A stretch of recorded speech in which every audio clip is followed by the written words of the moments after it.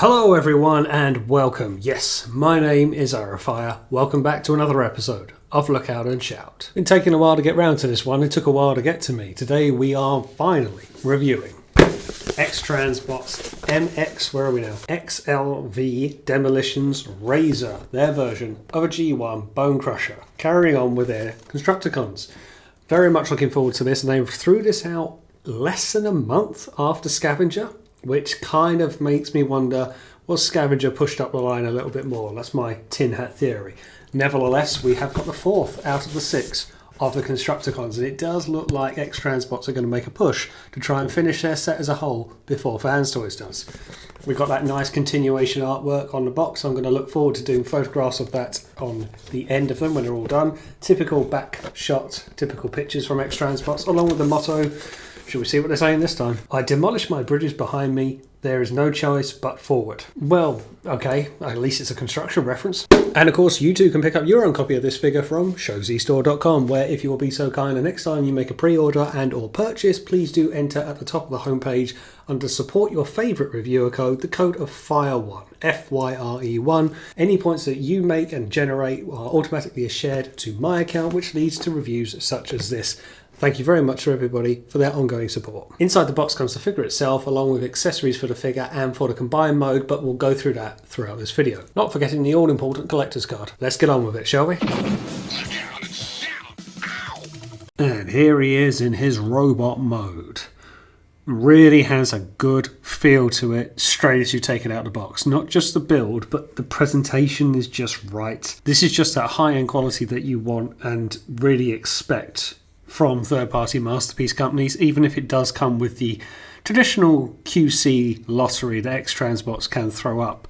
So far it's not been such a problem for me. I love how this guy looks. He's never been my favourite because he's very one-piece, but it's things like the head sculpt and it's things like the hands and the detailing on the chest that are really making a difference. I've got his one gun plugged into him. It's fairly universal. It's not too dissimilar to Scavenger's gun in that sense, but yeah, he's holding it fine. Couple of points to be mindful of, and I'll just show you that, but the green, the paint is very reflective, and the breakup of the detailing on the chest is doing just the right details. Let's get in for a closer look. I mean, just looking at the detailing there on the face, it's got that right grimacing look. The green is surprisingly reflective, not because it's a bright colour, but it's just got the right sheen to it. I wasn't absolutely in love with the legs, but it's the same legs as Scavenger. Now, I will say to this point, that's how he comes fresh out the box, so don't try and bend those back, fold them back at the knees and cascade them down. The back of the feet are easily the most unattractive part of the figure, but you're never really going to see them. But broadly speaking, there's just more life to this figure, where Scavenger in robot mode, particularly in the shoulders and the chest section, just look very lifeless. There is just more going on here in the right places, and it really cuts a good figure well. There is very good weight as well. The legs hold a lot of die cast, but so does the torso section. There's a lot of die cast you can feel at either side. Centerpieces round here. Really is a nice amount of weight. Can't really look up because the back of his head bumps in. Can look down. Now there's this tab that is at the front. I've tucked it in, but as such it can untab at the back of the neck there. So that's just something to be mindful of. Can look around 360. Yes, I am being very careful with it. For shoulder articulation, friction out of the side. Tight friction, good friction. All the way around 360. On a friction as well. Bicep rotation, double bend at the elbow at two separate joints. But you do get a full 180 degrees nearly on the way up. That's pretty good. I do like that. Wrist rotation. Thumb as well. Just be a little careful of it. Trigger finger and then 3 fused fingers. Cocking of the wrist as well, as similar with the misfire that came out recently. Waist rotation on a friction.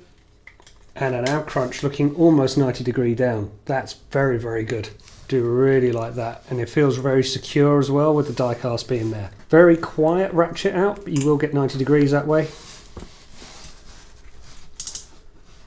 And you will just get under 90 degrees because the top of it catches the hip as well. And I'm not inclined to move it any further.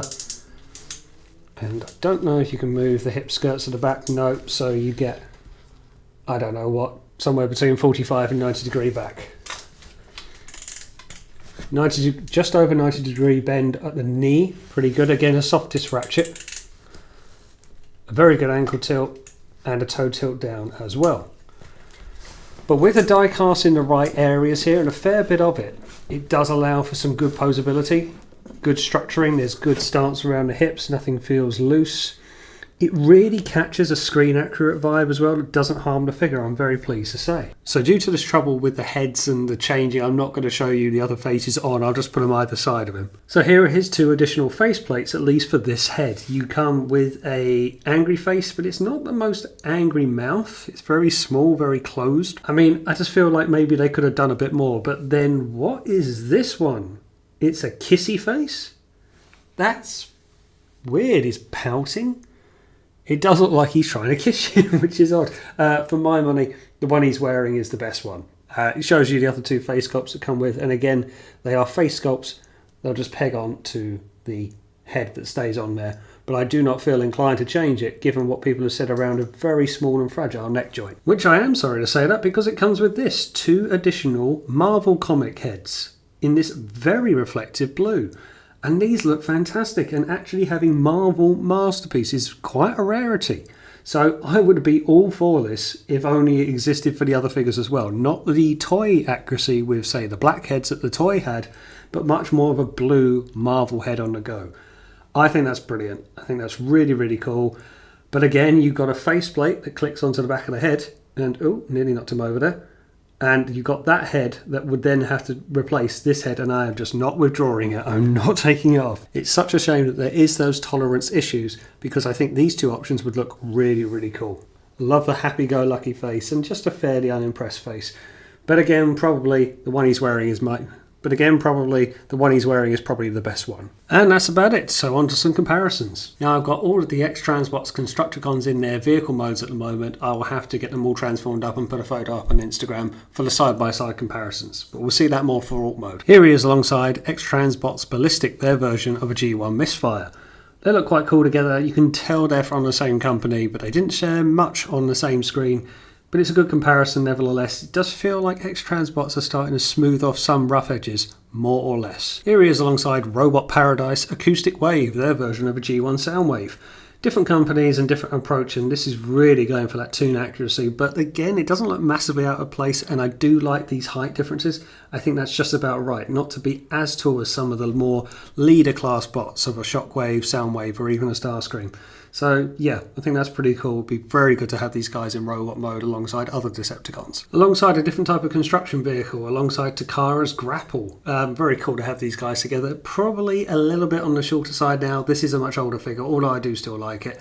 I kind of feel Grapple should stand a little bit taller than the Constructicons, but both construction vehicles of a kind, so I thought I might show you. And alongside a typical Masterpiece car bot with DX9's Red Storm, their version of a G1 Sideswipe. Yeah, I say before that I think the Carbot scale is outdated, and this compounds it for me, but there you go. Okay, seeing as there's no instructions, we're going to have to use the video instructions for this transformation, so let's get him in his alt mode, shall we? And there he is in his alt mode. That's brilliant.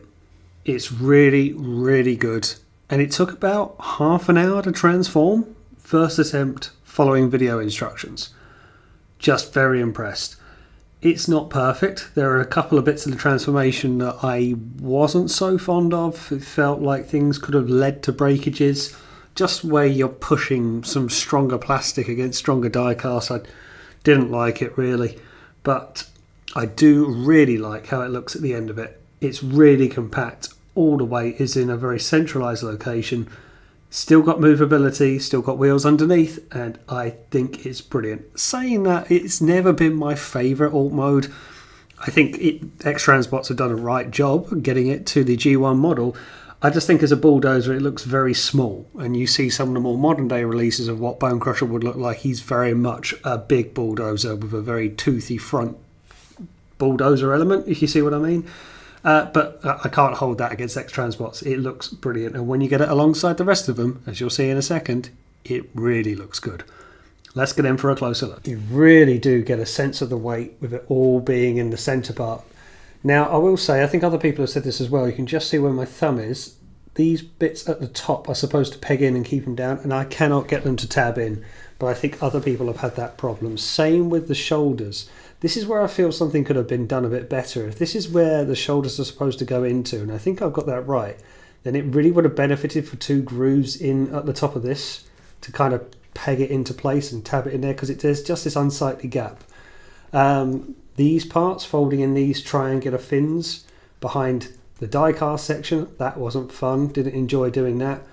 And whilst there's a couple of gaps here and there, and I would have thought this would have arched to go all the way around, I don't think it does, and I'm not inclined to push it much further than that.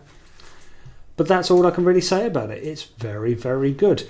Maybe I would have liked a bit more of detailing on the side to actually give inner wheel working other than these 2 white bits. I feel that can look a bit empty, and that was my concern when I just saw solid green. Does it look very empty and not so much of the real worldisms? You've got kind of grids here and some nice detailing on the tops, and I do like these 2 faux pieces that give the kind of real digger vibes, exhaust vents that I like, but maybe something that would have otherwise just filled out that area a little bit more. But we have rollable wheels, which is always nice to see. The digger folds up very well, is a chest from robot mode, so it's very die cast and even has a bit of articulation to it, which I am very pleased to see. There's not an awful lot else you can do. There's a seat up there, there's no steering wheel control, and you can tilt back that section. You can't do a lot else, it's all locked in at the bottom, but it does the digger movements, or the bulldozing movements, that you will want to see. And sadly, I don't think there's anywhere you can plug in his gun, which is a shame, but I think so far the only one who can store their actual gun is Scavenger, and that just kind of plugs into the bucket, so it's not a great look. I'm not going to cry about for it. Okay, on to some comparisons then. Let's try and get them all into the same shot then, alongside all of the released today X-Transbots Constructicons.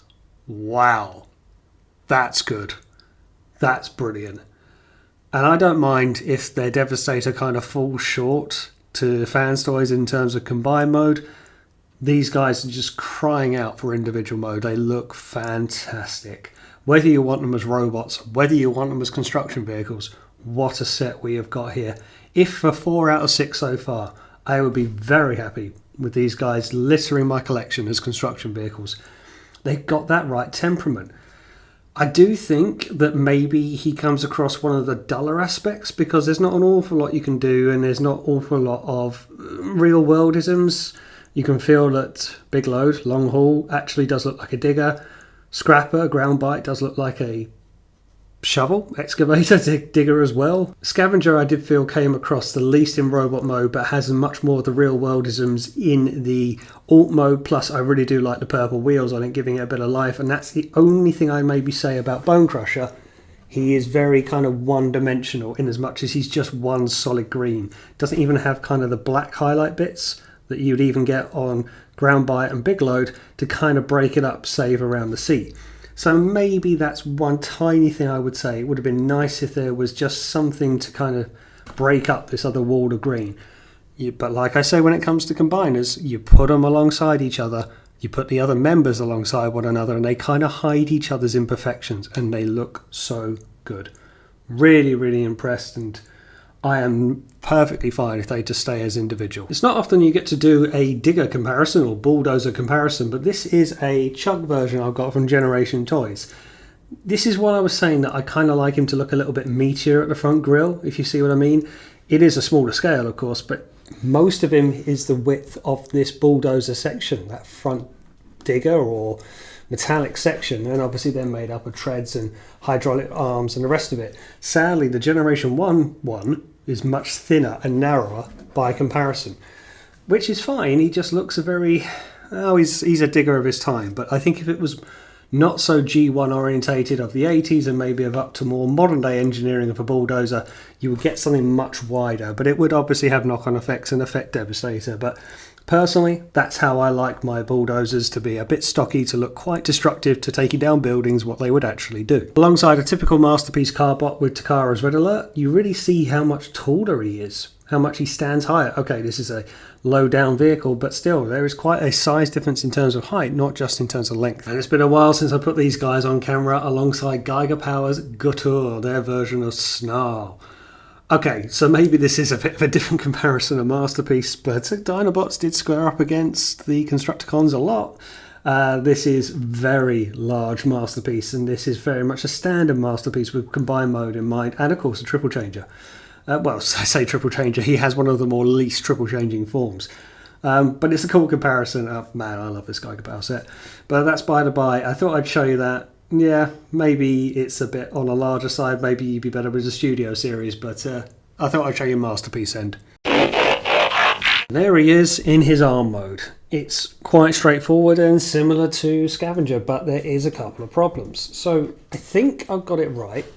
Putting in this faux connector piece is pretty straightforward, and I think I should just be able to leave it in there because it just has this groove to sit in, and it should just tuck up there, and it's just one less thing to store. You just slightly separate the treads, put it in, make sure it's facing the right way so you've got the right clearance to the top of the slanted feet you see there. These bits at the front, which make up the front of his robot feet, they do like to come untabbed from time to time. That's quite tight, ringing and ratchets in it, but otherwise okay. My problem is this connector. It goes off and on very easy because it's bumping in to the cab here. You can sort of see that clearance. So if you start to like turn it and bump into it, it starts to knock itself out, and that's not fabulous. Just kind of feel that needed to be better because I don't think you're supposed to separate up this cab to get any more clearance for it to click in, unless I've done it wrong. I'm putting a bit of force in it there and it's not moving. If you don't twiddle that wrist joint or the elbow joint around a lot, then it's fine. You've still got that same level of build and articulation that came with Scavenger. It's the same arm, of course, just without the gun. I don't mind it. Pretty good. All fingers move. Firm. But yeah, everything's there. It's not going to be my favourite arm, but I like the simplicity of adding the parts to Scavenger and Bonecrusher. The fact that you've only got to put in a connector piece to the body, and you've got a faux arm that doesn't have to cascade away, and maybe it doesn't have to be as resilient, but I don't think that's the best connector in the world, and that's a bit of a shame. Also, I think you're supposed to fold away the bulldozer bit just to tilt it forward, just so it doesn't look so hangy, if you know what I mean. I would show you the comparisons to Fanstoy's right in its arm mode, but you've seen that before in a Scavenger review, so it's going to be much the same, just for a different character. Now, I must apologise for the start. I didn't talk about the trumpet that he comes with, but it's the same as all the other ones. It's nice, it's chromy. I'll put a photo up that I did take of it when I first got my hands on the figure. You'll know my views on the trumpet by now. He does seem to hold this one better. I'm not going to beat around the bush too many times on that one. But yeah, it's going to be cool enough that he comes with them. I think he does hold it to his face a little bit better than some of the others do. So what is my view on Dozer from Matrix? I think this is maybe a bit bland in as much as it's just solid green. But that's probably the only real negative I can say about it. Quickly on the transformation, as I said at the time, just some of the bits bending into place felt a bit awkward, and I can't get this front section tabbed in. Maybe that's just something I've done. If I get it in like that, yeah, it comes straight off. You can probably hear it springing back. Yeah, again, with the combined form, plugging into that, how it can easily fall out again, that's a shame because Scavenger didn't have that problem. I don't think you're supposed to cascade it out at all. I actually don't think you can. Apart from a couple of mild cosmetic bits that I may have forgotten to have done on the way, broadly speaking, it's a very good dozer, it's a very good digger. It is a particularly good robot mode. Even with some of its boring nature of just being solid green, the breakup on the chest really works. There's much more life to this figure than came with Scavenger, that even though that had lovely purple legs and a very nice paint used on it, did come across a little bit unimaginative. This guy does not. He looks brilliant. Now, yes, I have heard of breakages on the neck. I was not brave enough to have a go at it, but yeah, that is a shame. I think people will suffer with that, seeing that the neck joint is very, very thin. But I haven't had any breakages on mine. I think it does a very good job. The posability is very solid.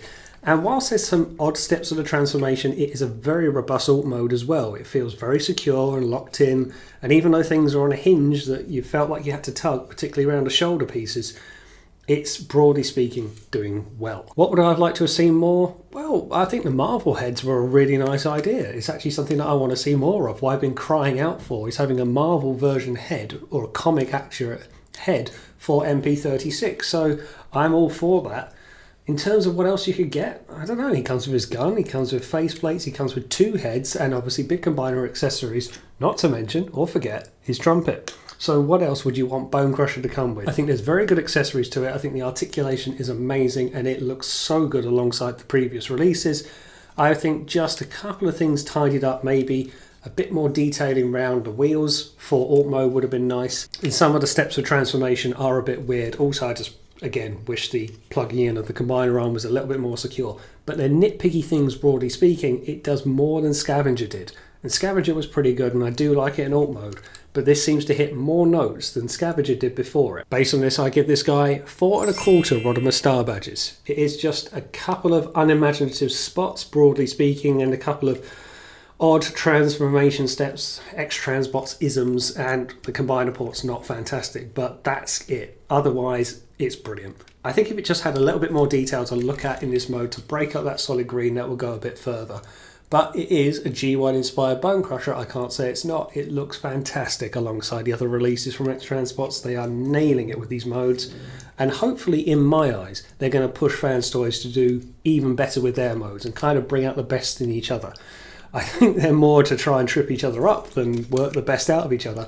But for us as collectors, that's got to be the best result. There we go, that is my review of X-Transbots Razor, their version of a G1 Bonecrusher. I'll put some photos up at the end. Thanks for watching. And as always, I will see you on the next one.